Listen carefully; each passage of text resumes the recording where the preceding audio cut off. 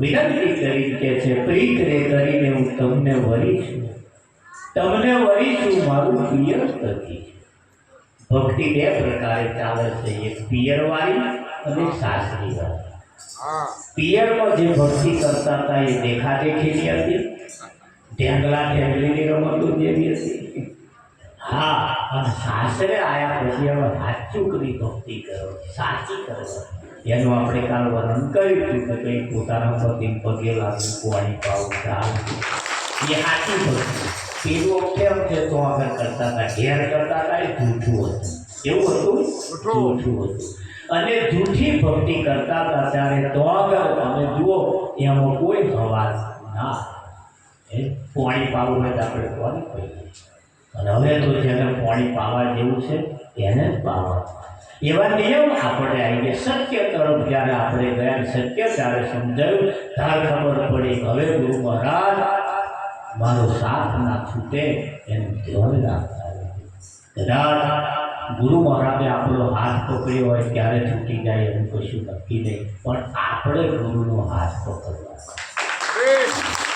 ગુરુ કદાચ છોડી દે, હા, ભરોસો ના રાખો એટલો અત્યારે એમણે આખા ત્યારે છોડે એનું કશું નક્કી નહીં. હા, સારું ના ખવડાવો તોય છોડ, આમાં તો કઢીથી નહીં થઈ.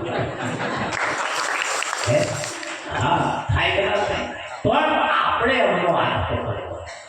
એટલે આપણે જો છોડીએ તો જ છૂટે, છૂટે ને.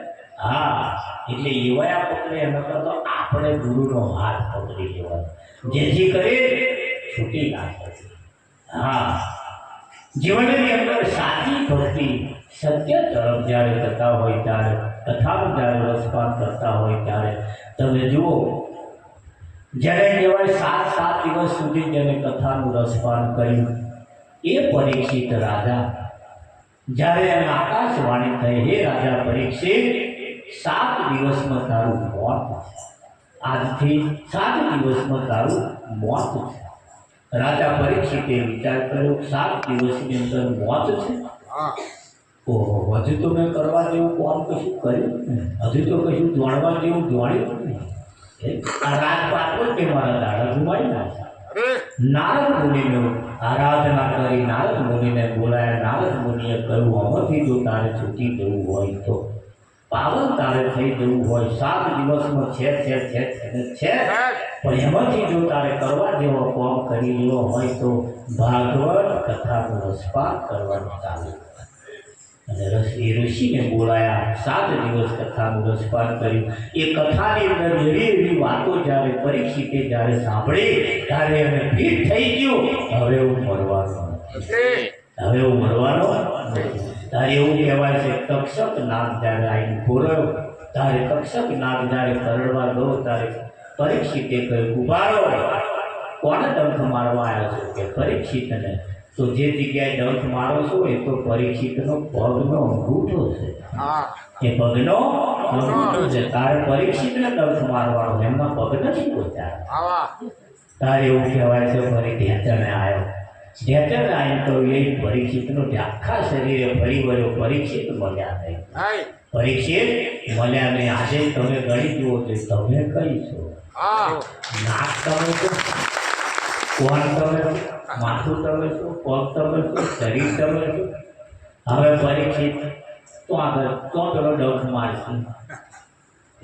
વિચારો પરમ જ્ઞાન જગ્યાએ વિચાર માગે તો 7 દિવસમાં જેમ પરીક્ષિતને આકાશવાણી થઈ છે, અહીં બેઠેલા બધાને 7 દિવસની જ આકાશવાણી થઈ છે.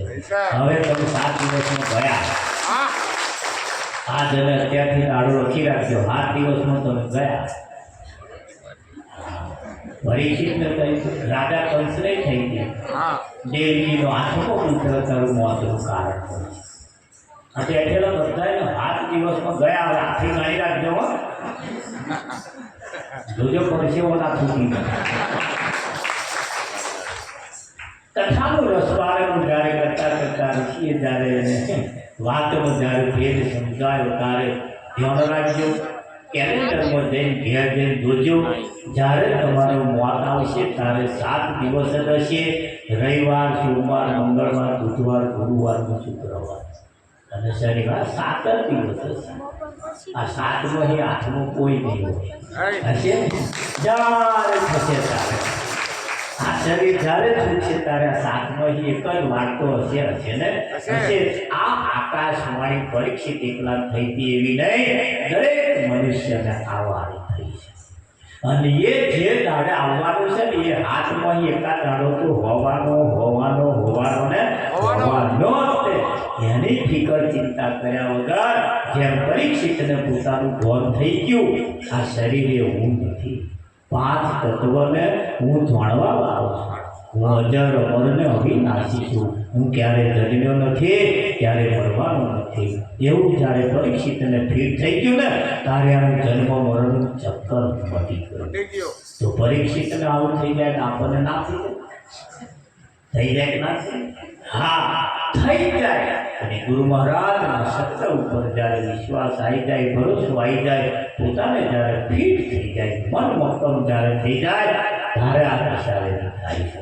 જીવનની અંદર એ પ્રકારે ભક્તિ તો ચાલે જ છે, સાચી ભક્તિ અને જૂઠી ભક્તિ. આપણે કઈ ભક્તિ ઓળવી એ આપણી પાસે છે. અહીંયા આગળ જીવનની અંદર અનેક શાસ્ત્રોની રચના કરવામાં આવી, અનેક પુસ્તકો બનાવ્યા છે, અનેક મંદિરો બનાવ્યા છે. તમે જુઓ, ઠેર ઠેર અડધા કિલોમીટરે તો મંદિર. અહીંયા તો તમે ફરો તો ઠેર ઠેર અડધા કલાકે નહીં, આ ઘેટે મંદિરો, આશ્રમ આવું છે. એ કોના માટે છે? તો મનુષ્ય માટે છે. કોના માટે છે? મનુષ્ય માટે છે. અને મનુષ્ય માટે હોવાને કારણે સૌ પ્રથમ પહેલા આપણે મનુષ્ય છીએ કેમ એની તપાસ કરવાની જરૂર છે. આપણે મનુષ્ય છીએ કેમ? મનુષ્ય જ્યાં સુધી ના બને ત્યાં સુધી નિરાળની પ્રણાલિકામાં તમે જુઓ, મનુષ્યને પહેલા એને માણસ બનાવવામાં આવે છે. શું કરવામાં આવે છે?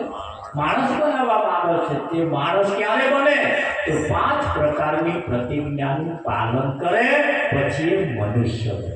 શું બને? મનુષ્ય બને. અને મનુષ્યને પરમાત્માના દર્શન થાય. બાકી થતો એક છાડું જીવનમાં પડ્યું હોય ને તો એ ક્યારેય ભગવાનના દર્શન થતા નથી. અને એવી આ નિરંતરની પ્રણાલિકાની ચૂકતી તમે જુઓ એને કહી છે. અને એટલે જ આપણે કહેવું પડે, આટલી બધી કથાનું રસપાન કરતા અહીં આવવા છતાં જો કદાચ આમાં કોઈ પરિવર્તન ન થાય તો અમારે વારંવાર કહેવું પડે છે, એ કડવી તું મળી તું તો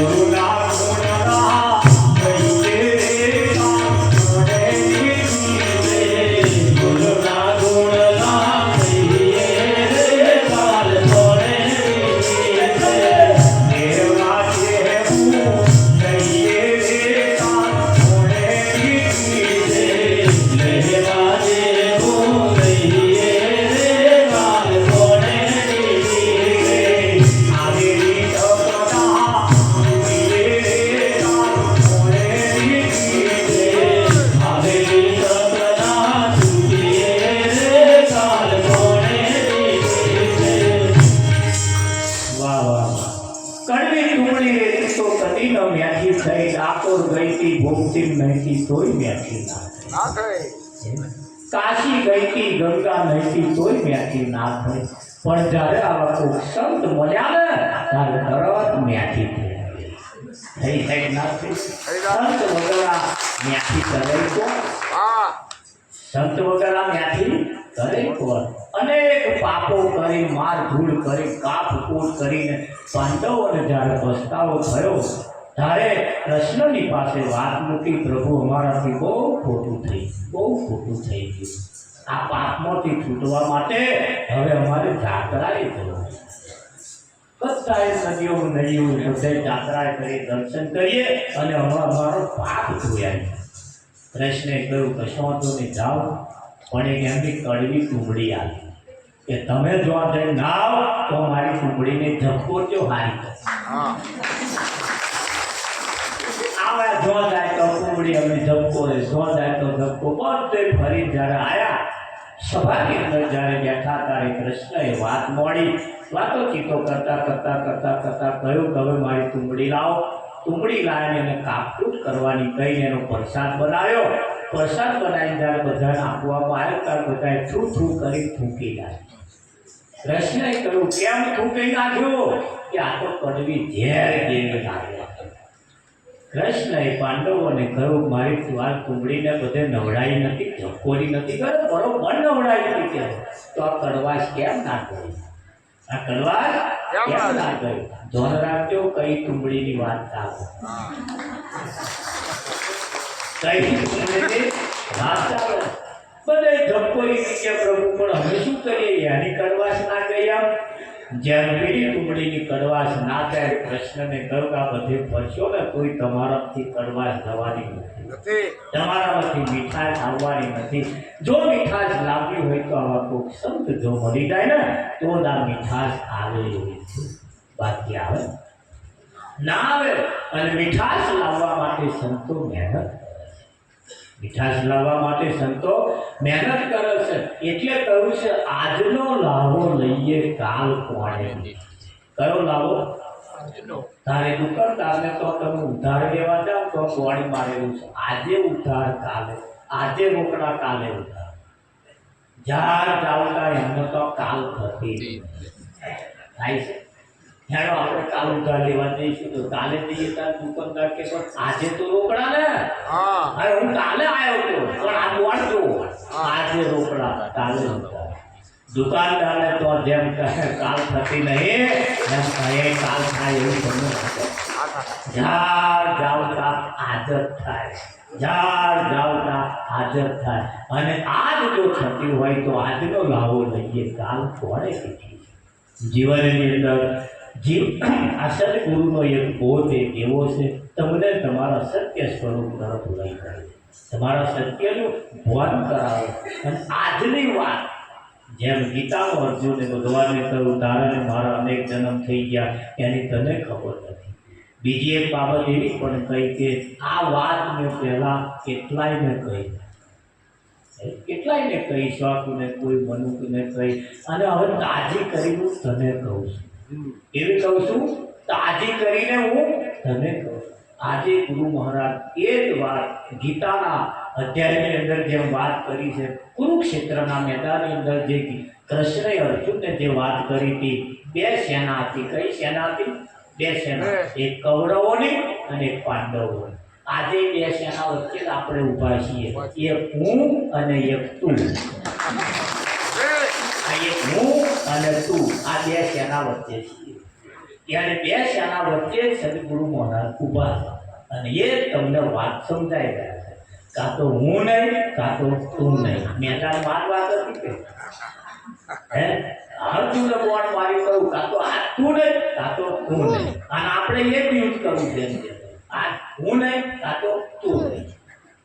આજે હું નહીં કાં તો તું નહીં.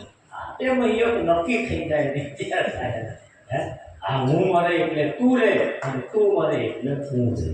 રેડનાર હા આ કુરુક્ષેત્રના મેદાનની અંદર મારું તારું તારું ધોરું ઉપર નીચે આગું પાછું અંદર બહાર આ કુરુક્ષેત્રનો મેદાન. અને એની વચ્ચે જ્યારે આપણે ઊભા હોય ત્યારે સદગુરુએ એ જ ગીતાનો બોધ જ્યારે અર્જુનને જ્યારે સંભળાયો ત્યારે અર્જુન એકલા જ સાંભળી શક્યા. અર્જુન જેને જિજ્ઞાસુ ભક્ત કહે છે એને અર્જુન કહ્યો છે. જે જિજ્ઞાસુ છે એને અર્જુન કહ્યો છે. હા, આ જીવ છે એ જ અર્જુન છે અને આ જીવ છે એ જ અર્જુન છે. અને જીવને પહેલા બધી બહુ માથાકૂટ ઊભી થઈ હતી. એને ગુરુ મહારાજે સમજાવતો એ જ જીવ શિવ રૂપ જ્યારે થાય છે ને ત્યારે ઊભો થઈ યુદ્ધ લડવા તૈયાર થાય છે. આપણે યુદ્ધ લડવાનું છે. કયું લડવાનું છે? જેમ કૃષ્ણએ કહ્યું, હે અર્જુન, આ બધાને મેં મારેલા છે, તારે ખાલી મારવાના બાકી. આ બધાને તો મેં મારેલા છે, તારે ખાલી કર્મ જ કરવાનું. કોઈ જીવતો નહીં હોય, બધાય મરેલા છે. પોતાનામાં રહેલા પરમાત્માને જે ના જોડે ને એ બધાય મરેલા જ છે. એ બધાય મરેલા છે. પોતાનામાં રહેલો જે પરમાત્મા છે એને જે ના જોડે એ બધાય મરેલા. આ બધા જીવતો મળતો કેવા કહેવાય? જીવતો મળતો. એ શું ખાય છે, શું પીવે છે એનું ભાન નથી. હા, કઈ બેહા છે, કઈ આવે છે, જાય છે, બધા મરેલો મળતો પણ જીવતો કહેવાય. એને બધા કૃષ્ણ કે મેં મારી નાખેલો, પણ કૃષ્ણ મારે પણ આપણો ઊભો છે એનું શું? હજુ સાહુ ઊભી છે, ઘઉ ઊભી છે, પાડોશી ઊભા છે, ભગવાનો ઊભા છે, તો લગી હા મેર આવે એવો નથી. તો સંતોએ કહ્યું છે આ વાત અને સમજ્યા પછી તમે જુઓ, આપણે વાત જે કરીએ છીએ કેવી છે? નાનું બાળક ત્યારે બીમાર પડ્યું હોય અને બીમાર પડ્યું અને દવાખાનામાં લઈ જઈએ એટલે ઇન્જેક્શનો ડૉક્ટર ભરે ને એટલે પેલો રડે. છોકરું રડે ને, રડે એટલે છોકરો ડૉક્ટર હોય શું કરે? છોકરા તો વાતો કરે. તો કેમનો બીમાર પડ્યો, શું ખાધું તું, શું પીધું તું, કઈ ગયો તો, આવી વાતો કરે. ઊંઘનું કશું ગોસી દરેક ના કરે. એમ સંતોએ આવું કરે, તમને રમાડતા, તમને હસાવતા રહે અને સમજવા જેવી વાત છે ને મૂકતા. હા, કેમ કે રમાડ્યા છૂટકો કરી. હા, રડે પાછો આસો નાઈ થઈ છે કે તમે શું છોકરો ખરો કે નહીં? હા, 80 વર્ષે જો પોતાનામાં રહેલા પરમાત્માને ના દોડે તો એ નાના બાળક જેવો છે. 80 વર્ષનો રોણો વીતી જાય છતાં પોતાનામાં રહેલા પરમાત્માને જે ના જોડે ને એ નાના બાળક જેવો છે કે નહીં? એને શું કરે છે એને એનું ભાન નથી. શું ખાય છે એનું એને ભાન નથી. સંતો જ્યારે આપણને જ્યારે સમજાવતા હોય છે ત્યારે એવી રીતે સમજાવે છે કે જેના જીવનની અંદર આખો ભેદ બેસી જાય. આ વાતને સમજ્યા પછી અહીંયા આગળ સંતોનું કહેવું એમ છે, અરે ઘર મેં તે મંદિર બનાવો, બાર તીરથ સિદ્ધને ફરો છો. ઘર મેં તે મંદિર બનાવો, બાર તીરથ સિદ્ધને ફરો છો. ઘર મેં તે મંદિર બનાવો, બાર તીરથ સિદ્ધને ફરો છો. ઘર